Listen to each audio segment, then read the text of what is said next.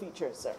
All of these are addressed in this bill as possible areas where we should not indeed be exercising discrimination. And as we talk about discrimination, sir, there is a very long meaning in part 2, sir, that is given of discrimination, but I will read only part 3, 1A, with your permission, sir, of this bill. It says, for the purposes of this act, a person discriminates against another person where the person, and there are some words in between, makes a distinction, creates an exclusion, or shows a preference, the intent or effect of which is to create a disadvantage, restriction, or detriment. The definition goes on, sir. But I think if we continue to try on the perspective of a victim, we can understand, sir, why this bill is so timely in Barbados. Because there are certain entrenched values, there are the ways in which we have done things that have become the status quo.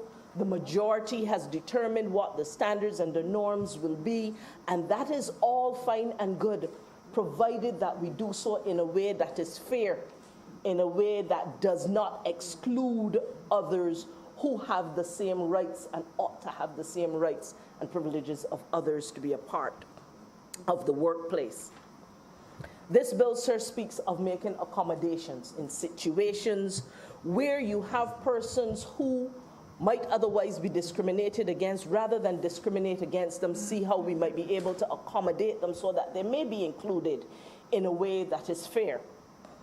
We talk about flexible work arrangements being available to persons who may very well need them. We talk about modifying furniture or equipment. We have many persons with disability who can do the job, who are willing to do the job, who are fit for the job, but it may simply mean that certain accommodations may be needed in the workplace in order to enable them to do the job. It also speaks of alternative work employment, sir, and being able to say, well, if for some reason a person could not do this particular job and something may have happened that has caused them no longer to be able to do so, that you are able then to provide them with alternatives. I think what this is saying, Mr. President, is that when it comes to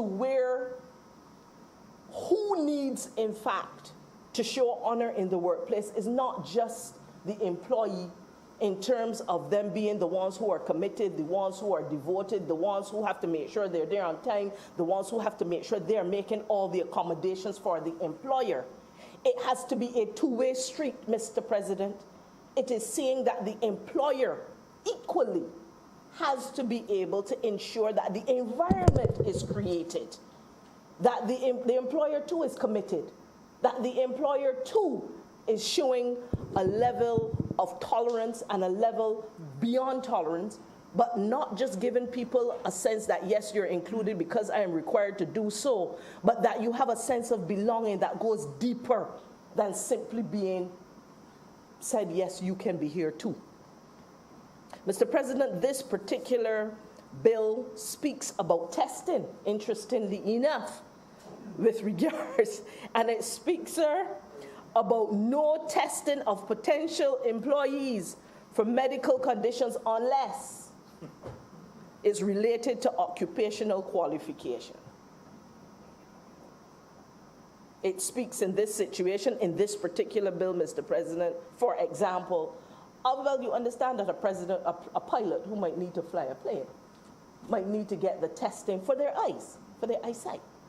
But we cannot go around testing that pilot for other things that do not relate to their occupational qualification or to the safety of others necessarily. Sir, this bill also speaks about enforcement.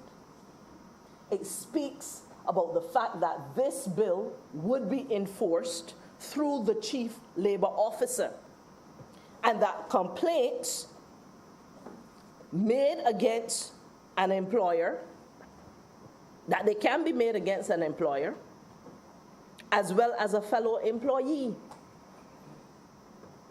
It speaks about a process, Mr. President, whereby matters concerning discrimination must first be addressed at the level of the workplace. And where they have exhausted their options, then it is advanced to the Chief Labor Officer, where there is no resolution at that level. The Chief Labor Officer, sir, is expected to exercise their very best efforts to settle the matter through some conciliatory process. A complaint, however, may be referred to at a tribunal through the Chief Labor Officer where a settlement is not achieved. And one, Mr. President, in this bill says that you cannot take forever to resolve these matters.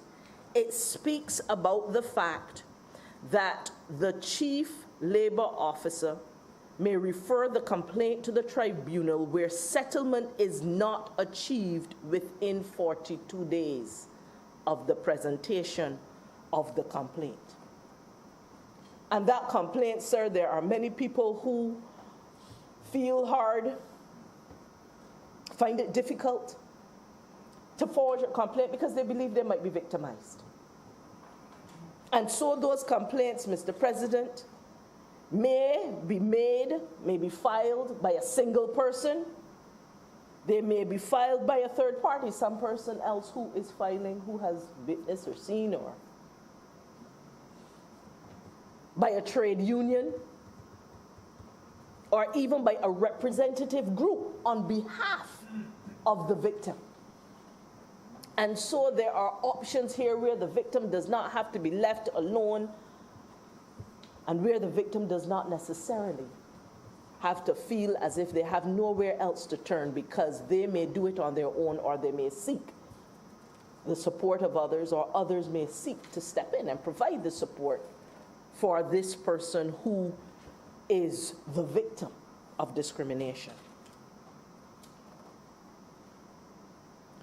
Mr. President, this bill also speaks and provides some direction and some guidelines, I would say, with regards to the actions that a tribunal can take. It says that where a complaint is made to the tribunal and that complaint is upheld, that there are several different courses of actions that can be taken. Among them, that the offending party may very well have to pay some kind of compensation to the victim, or they may face prison. And for different types of offenses, the penalties are different, as one would certainly expect. And among a number of the different offenses that people can certainly be cited for, employers or entities may be cited for, relates to, for example, failure to maintain confidentiality of medical records,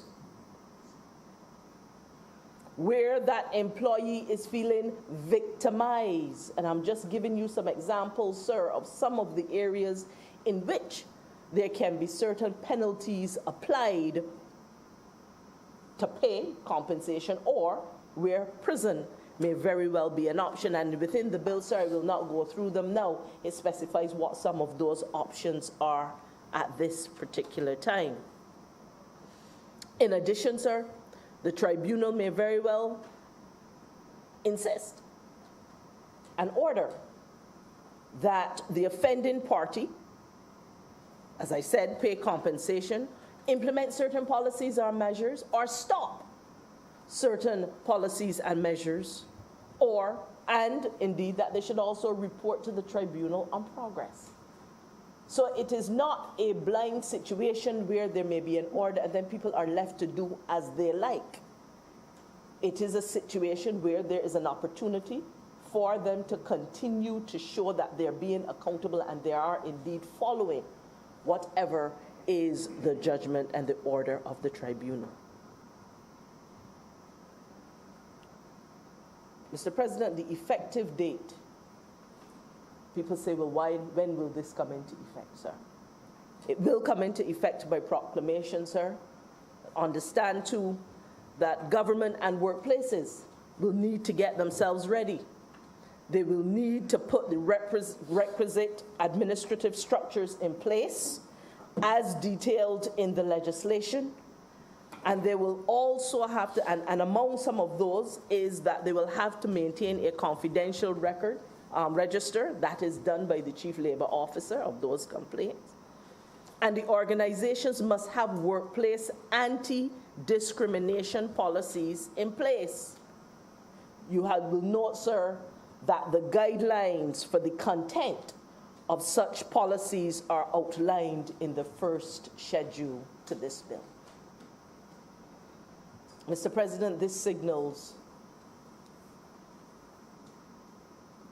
the direction in which we wish to move the rights of our labor force, the way in which we choose to respect, be inclusive, and ensure that diversity is represented and respected, that people believe that they are valued, know that they are valued, the way in which people are treated within the workplace, and basically the way in which we show our humanity as a country as it relates to how we treat to persons in the workplace. And it is with these few words, sir, that I beg to move that this bill be read a second time.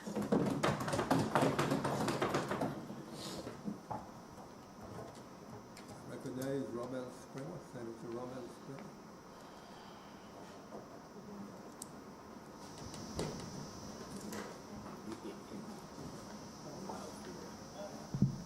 Thank you, Mr. President.